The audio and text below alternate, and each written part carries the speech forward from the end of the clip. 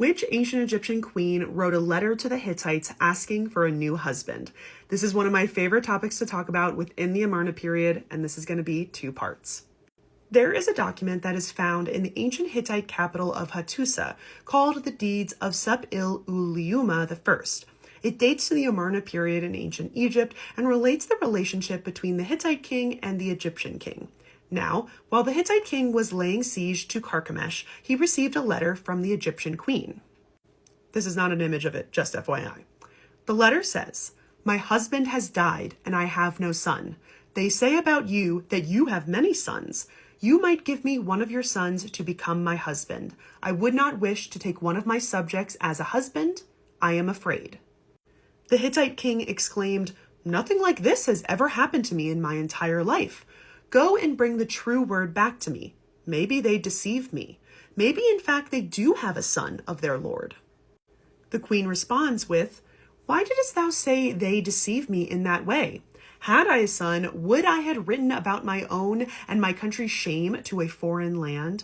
Thou didst not believe me, and hast even spoke thus to me. He who was my husband has died. A son I have not. Never shall I take a servant of mine and make him my husband. I have written to no other country, only to thee I have written. They say thy sons are many, so give me one son of thine. To me he will be my husband, but in Egypt he will be king." Now, the king remains pretty skeptical and accuses the queen of having ulterior motives, but he eventually agrees to the queen's proposal and he sends his son Zenzenana to Egypt to marry this queen and become the next king of Egypt.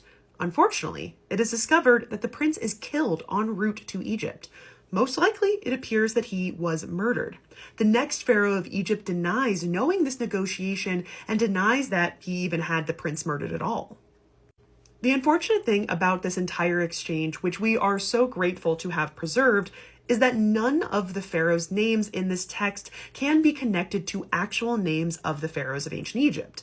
The names that the Hittites use are essentially just writing the throne name, which can be used for multiple Egyptian pharaohs.